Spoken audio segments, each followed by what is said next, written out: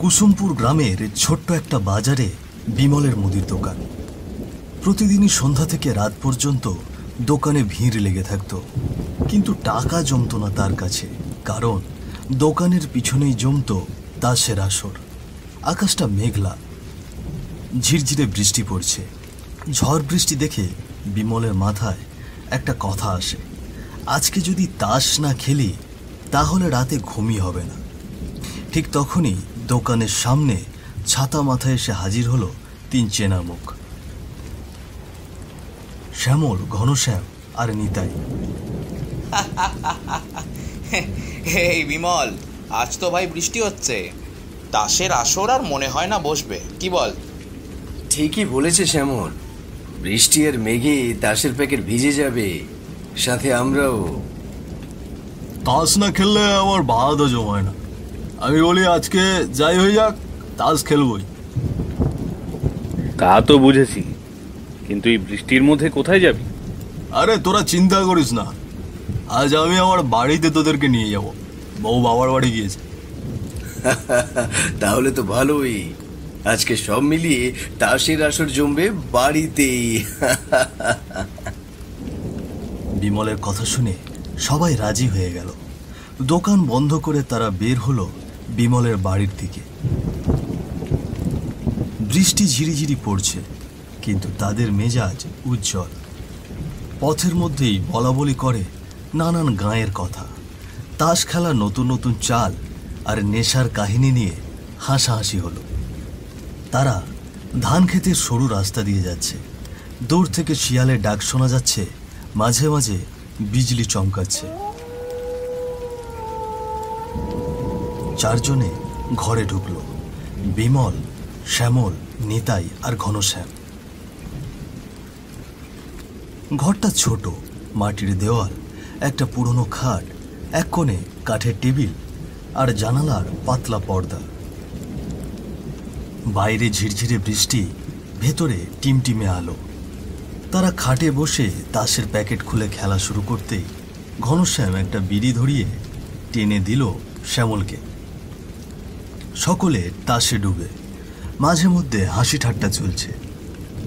বৌদি তো নাই, দোকানটাও বন্ধ, এই তো সুযোগ মস্তি করার। বৌদি পেলে খবর আছে বিমলের, বলবে তাস খেলতে আমার খদ্দের কমে গেছে।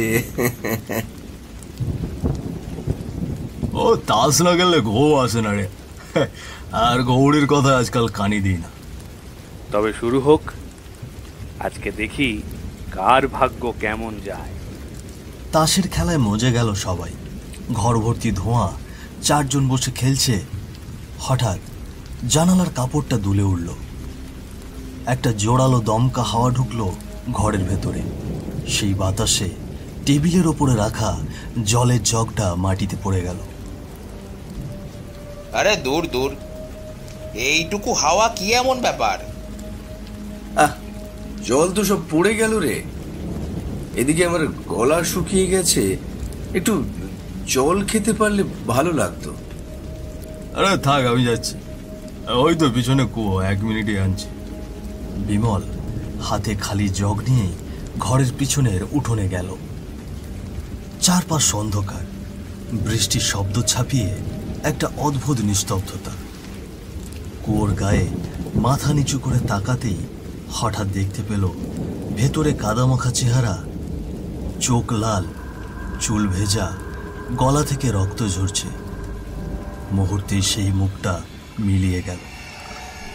বিমল সোজা হয়ে দাঁড়িয়ে রইল কয়েক সেকেন্ড, নিঃশ্বাস আটকে। এটা কি দেখলাম? সাথে সাথে উধাও হয়ে গেল। না না, আমি কি ভুল কিছু দেখছি? আবার দেখি তো।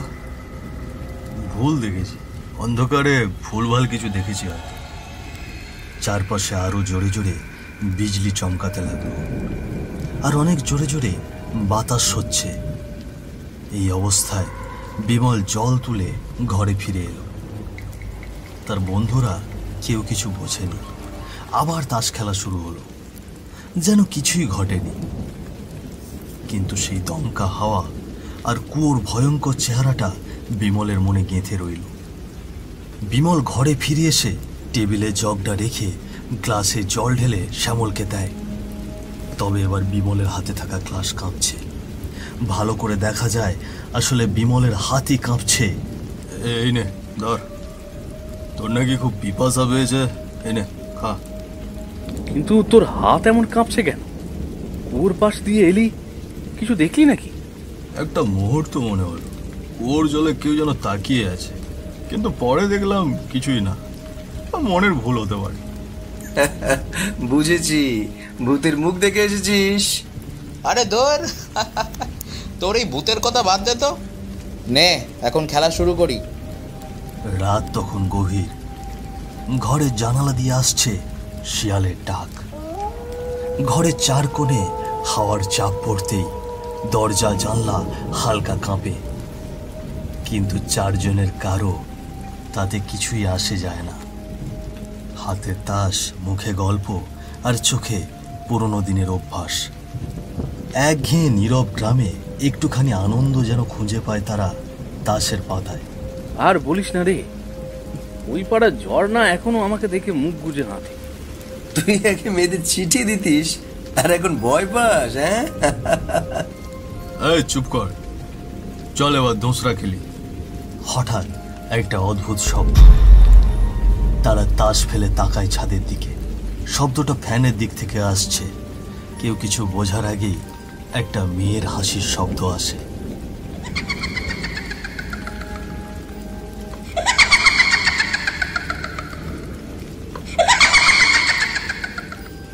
এরই মাঝে এই ঝড় বৃষ্টির শব্দের মধ্যে একটা মেয়ের ভয়ঙ্কর হাসির শব্দ তাদের কানে আসে। তারা এদিক ওদিক চায়, কোথাও কোনো মেয়ে নেই। একমাত্র তারাই চারজন ছেলে এই বাড়িতে আছে। তারা তাসের দিকে তাকাতেই তাসের উপর টপ টপ করে রক্ত পড়ে। তাদের চোখের পলকেই তাসের উপর পড়তে থাকে লাল লাল রক্ত, যা দেখে তারা অনেকেই ভয় পেয়ে যায়। এইটা কি পড়লো রে? ওরে বাবা, রক্ত রে, রক্ত। ঘরের আলোটা হঠাৎ একটু ফ্যাট করে, তারপর থেমে যায় ফ্যান। ফ্যানের সঙ্গে দুলে ওঠে একটা গা ছমছমে দৃশ্য। উপরে ফ্যানের সঙ্গে একটা লাশ ঝুলছে, সাদা কাপড়ে মোড়া, গায়ের অনেকখানি রক্তে ভেজা। গলা থেকে যেন কিছু কাটা, গলার জায়গা ছেড়ে রক্ত পড়ছে টপটপ করে। চোখ দুটো লাল লাল, একদম তাদের দিকেই তাকিয়ে আছে। তারা চারজনে ঝুলন্ত লাশ দেখে বিছানা থেকে ছিটকে মেঝেতে পড়ে যায়। তারপর তারা উঠে দাঁড়ায়। আমি আমি স্বপ্ন দেখছি তো, তাই না? না না, এ স্বপ্ন না রে।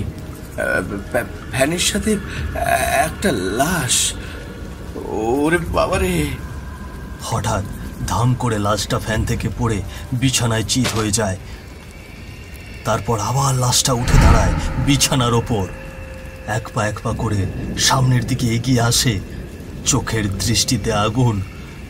মুখটা নিঃশব্দে কিছু বলতে থাকে, কিন্তু গলা কাটার কারণে কোনো শব্দ বের হয় না। ওরে বাবা, কেউ দরজা